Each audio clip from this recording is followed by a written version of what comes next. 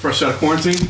2 hours ago, yeah. Good to be. It's amazing how much of a mind warp that is, right? Even though you're in a beautiful 5-star hotel, it can mess with you if you let it. But I'm glad to be free as a bird, Johnny. Does it end up being like just the ultimate study session for you, though? Is that how you get through quarantine? And I think I said this to you guys last time, right? It's a play-by-play guy's dream, and you know that all too well. You want to lock my analysts in a room and make them prepare for 48 hours? I'm all for it. But my quarantine workouts did not go all that well. We shut those down after like 25 minutes. So yeah, all my fighter cards are done for January 16th, and came here a few days early to do the ABC show, which was not initially scheduled. So I think for a lot of us on the live production crew, we're just looking to get this first one in the can and get this week started. I was going to ask you, 2021, like the return to network television. I know you know, industry leader and all that good stuff, and pay-per-views are massive, but network television, is it still special? Does it give you a little something extra? Absolutely, and I think ABC really rings true with a lot of combat sports fans, as special as the Fox deal was. You know, ABC is boxing, it's wide world of sports, it's historic, and certainly for a guy who cut his television teeth, as I did in Bristol, Connecticut at ESPN, it's nice to be under that banner again. I think my big question is, how did this come together? I don't know, and when are we going to be on ABC again? Maybe when we're not going head-to-head with an NFL playoff game, right? So I think we're going to do a good number, but it's exciting. I'm not getting my gold Wide World of Sports jacket, unfortunately, but maybe next time. Maybe next time.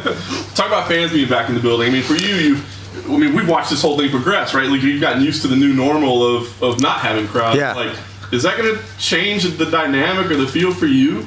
I can't wait. I plan to go address as many of the crowd members as I can before the show to thank them for spending the money and to tell them to try to make noise as if they're 3 people. But I think this atmosphere is such that it's going to be a loud crowd regardless. And I can't wait to have that support. It's not a crutch. It's not something we lean on, but it's definitely a performance enhancer for a play-by-play guy. You know, when Jan Blachowicz won the light heavyweight title, and I think the call was something like, Poland, your guy got it done. It'd be nice to have some support there, especially when a guy wins a title. So for a fight of the magnitude of Holloway-Kattar or McGregor-Poirier 2, I just feel like we need fans, and thankfully they'll be in the building, masks or otherwise. Talk about Holloway-Kattar. I know, like, more than just X's and O's, you like to break down the story of it as well. Here's what I find interesting, right? It seems like Kattar's the guy on the rise, but he's the older guy. Right. And Holloway's the, hey, is he still around? Is he still not the same guy? So, is that the story that you're seeing, is like where Max still stands versus is Calvin the real deal? Yeah, I think that's an interesting storyline, and certainly part of the narrative. You know, Calvin Kattar has been saying for years, put some respect on my name. You know, I turned pro in 2007. He did go dark 2014, 2015, did not compete at all, and I think that has maybe contributed to his longevity a little bit. But this dude's been a pro for almost 15 years, so I think this is a huge opportunity for Kattar. But I did say after Max Holloway was essentially hosed against Alexander Volkanovski his last time out, it's going to be hard to beat Max in that next fight. I just thought he made so many good requisite adjustments for that Volkanovski rematch. I certainly thought he won that fight, and I think it's going to take Calvin Kattar's best performance over 25 minutes. You know, championship experience and 5-round territory is not anything new for Max Holloway. He went 25 hard with Dustin Poirier, so I expect big things from Max Holloway, and certainly as a lifelong Bostonian, very curious to see what Calvin Kattar can do with the showcase. I was going to ask you turning up the Boston a little bit, or do you have to keep it settled down? Oh, we'll bottle that Boston for sure, but it's exciting. You know, really not since Kenny Florian have we had a guy who has legitimate championship aspirations, and now we have 2 guys in Rob Font and Calvin Kattar, and plenty of other guys that Tyson Chartier is developing under that New England Cartel banner. So we're excited. All I can tell you is that if Calvin Kattar is ever able to break through, I will go to the mayor's office in the city of Boston and make sure that he gets the duck boat treatment like the Patriots and the Red Sox and everybody else get, because he would certainly be deserving of that treatment, you know. I want to ask you about the co-main, Matt Brown and Carlos Condit. Obviously, everybody's excited about that. We talked to him yesterday. Matt kind of threw out there, this might be my last fight. Who knows? Carlos revealed it's the last fight on his contract. So have you spoken to those guys yet? And have you gotten to feel at all that, you know, these veterans might be at the end of their run? They certainly didn't want to go down that road with us. We had our fighter meetings yesterday. Matt Brown, as many of you know, contemplated retirement during the training camp for Diego Sanchez in 2017, but was so thrilled with the way his body responded that obviously he's been able to prolong his career. I asked him about his active schedule, and he said, well, it hasn't been all that active, but I looked at December of 2019, May of 2020. He's in a much more active schedule than he has been recently. Condit, I thought it was interesting. He said he has more enthusiasm for this this fight actually the third time around, and part of that is because the hay's in the barn. He feels like he's had 2 training camps for this guy. He's worked on things that he believes are holes in Matt Brown's game and didn't feel like he had to really rework all of that stuff. So these guys are just good eggs, man, and fathers, and I'm just excited to see what they can do. It's crazy. Matt Brown was such a huge part of those Fox shows, it felt like, and now, of course, kind of fitting that when we make our ABC debut that he's getting that co-main event treatment. Nice. Last one for me. I just want to ask, 'cause I know you do as much research as anybody. Stories on the undercard, the prelims, are there names maybe that are new to us, or just a great story you unearthed behind the scenes, something that that we should key on or that you're dialed in on? It's a good question, Johnny. I mean, for me, it's always exciting to talk to the UFC newcomers, especially a fighter like Jocelyn Edwards, who 10 days ago was on the outside of the UFC looking in, and now she's making her UFC debut. It was interesting because she had an LFA title fight a few years ago, 2018, against Sarah Alpar, and her coach cut her in the back before the fight.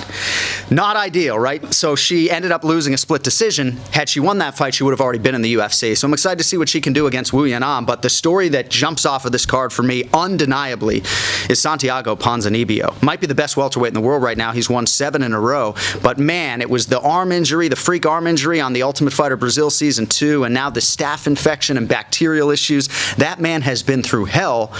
Lost his rankings, so he's got a serious point to prove. And you know how tough the leech is, but I would not want to be locked in a cage with Santiago Ponzinibbio on Saturday night. Of that, I can be sure. I think Max Holloway minus 135 is fair odds. Cater plus 115. So it's hard for me to get too predictive, as you know, because I'm calling the fight, but I do believe Max Holloway should be the favorite, and I think it was a little bit more pronounced 5 or 6 days ago, so perhaps that suggests that they're getting some money on Calvin Kattar. As you guys know, they're trying to set a betting line that will command two-way action, right? The more bets they can get on both sides of the equation, the better the sports books would do. But most cappers that I have talked to, just being candid, they feel like Max Holloway at minus 135 is pretty juicy, just given the fact that he's been north of minus 200 for most of his featherweight fights in the UFC. And outside of the 2 main events on Wednesday, Saturday, outside of this card, are there any other fights that you're looking forward to? Gosh, I mean, it's an embarrassment of riches, right? I mean, certainly the Michael Chandler debut is interesting for me. He was at Fight Island, obviously, back in October, didn't get the chance to compete. And I'm curious to talk to him because I kind of get this sense that this Hooker fight isn't like the dream sequence for him in terms of an opponent for his UFC debut. And for Dan Hooker, you know, he's been really hard on himself for that Poirier performance. I think we all as fans gobbled that fight up, but he felt like his performance defensively left a lot to be desired. So I know that's probably an easy answer, but that one jumps off the card. And for JoJo too against Jessica Ai, just to see if she can break through and finally get a chance to fight for the title. So a lot of meat on the bone, and you know, my focus is on January 16th. I try not to look too far ahead, but we're excited for the 23rd for sure. When you're doing this many events in such a short stretch, how does your preparation differ than normal? I know on Wednesday you're doing the desk, and then you're doing commentary for the other 2. It's not ideal, you know. I mean, I have a lot of respect for the NFL guys that do 17 straight weeks.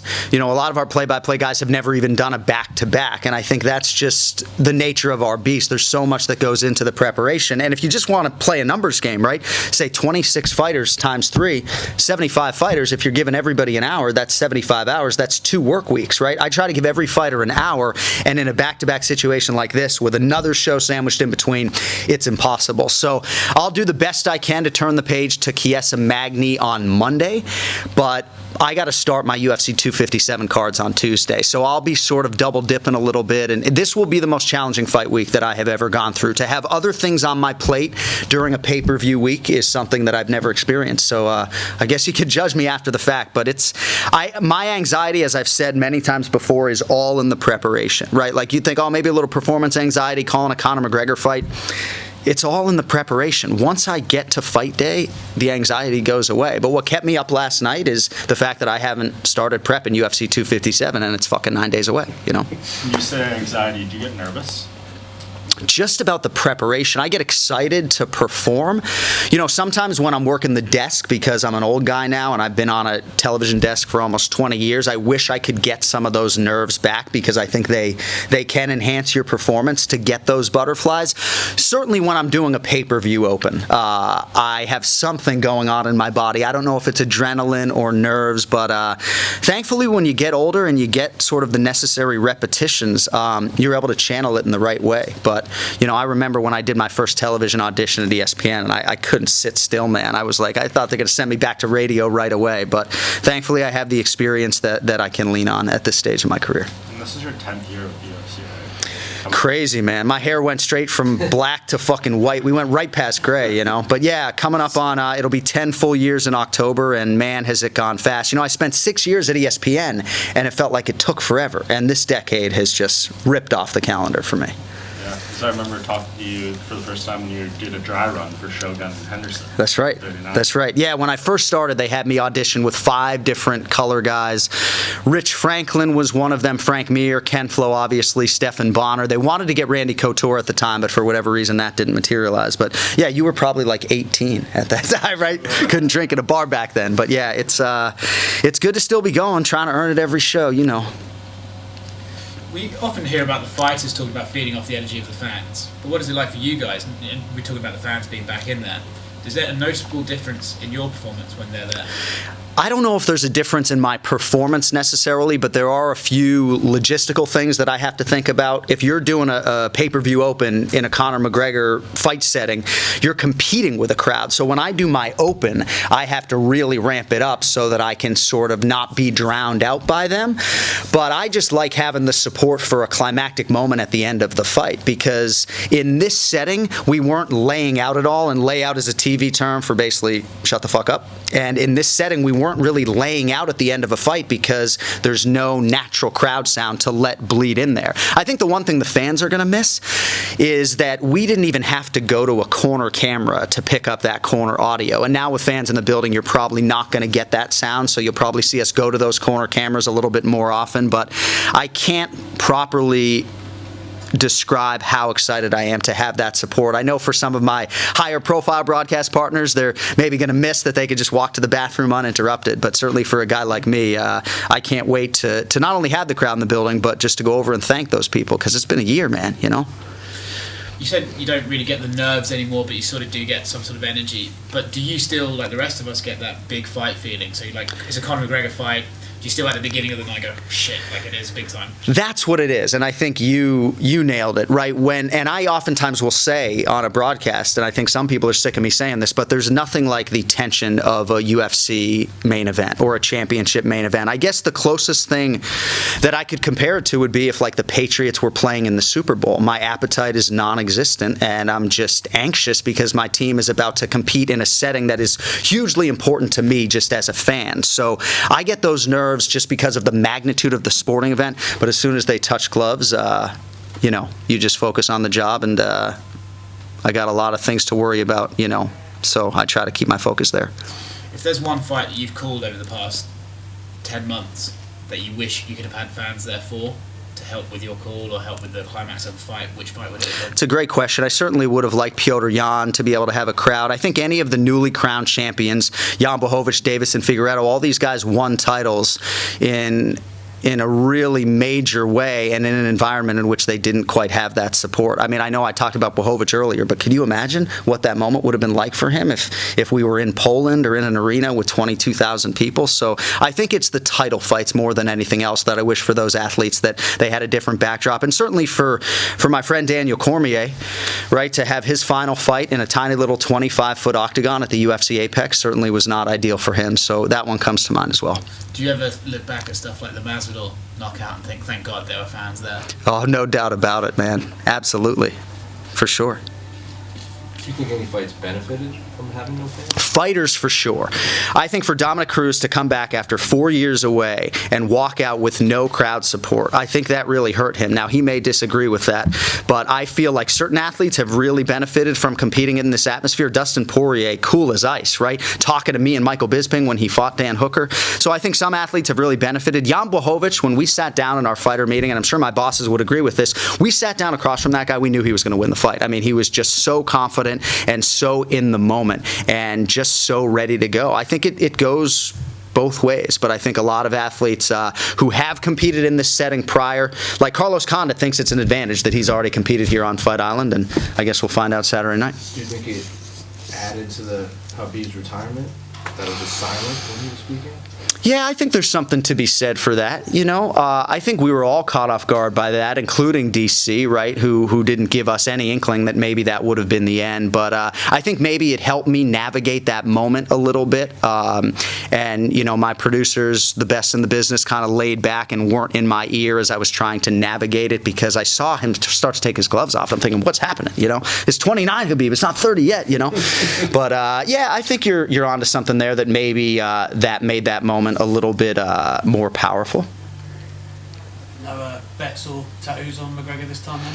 No tattoo bets this time around. But I can assure you that 209 tattoo bet will not be the last. We got to get creative, though. I was thinking maybe do something for Calvin Kattar. I don't know if I want like Kattar mania across the chest, though, necessarily. But the game bred tattoo is the next one. I don't know how it's going to happen or if it's going to be on my neck or not, but that one's going down. We'll see. I don't know if we could. Maybe a little makeup, but yeah, game bred tattoo is the next one for sure. I mean, we talked about it earlier. You've been here 10 years in October. What's the most, influential fight that you've been able to call on you, or the greatest, I guess? It's really hard to say, because I feel like I'm shortchanging athletes when I answer this question. December 7th, 2013.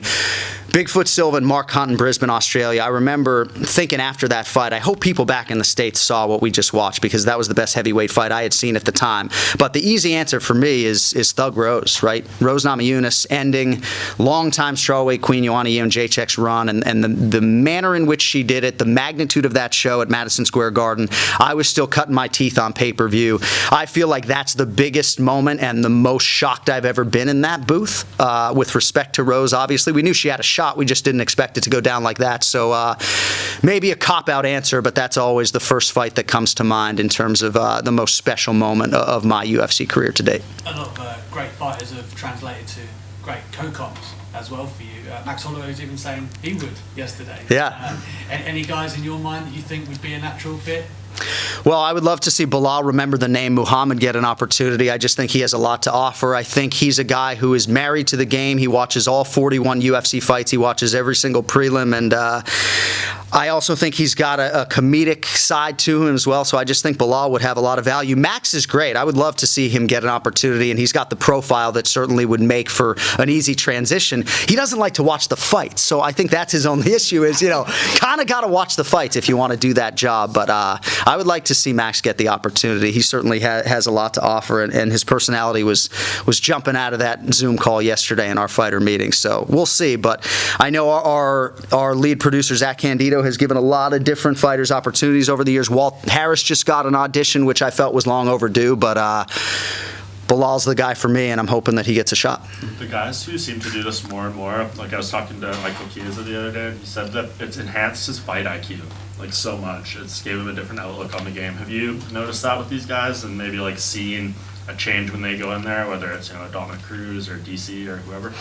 Yes, I mean, I think Dominic might be a little bit reluctant to say that it has helped him because he's such a student of the game and he's been doing it so long that I don't know if he would take that bait, but I think almost everybody else would. I know it's helped Paul Felder immeasurably, and oftentimes when we're sitting down with fighters like Santiago Ponzinibbio, we sat down with yesterday, and he says it's been a benefit for him doing all the Spanish commentary, and just for him being around the sport, I think, is helpful, being in the atmosphere, and I think it'll actually stands to reason that it could help him on Saturday night. But I don't know how it couldn't help you. I know Dan Hardy has been very forthright about how much it has helped him. I don't know how you could argue that being around the sport and being forced, being paid to watch incessantly film fight after fight, I don't know how it couldn't help you.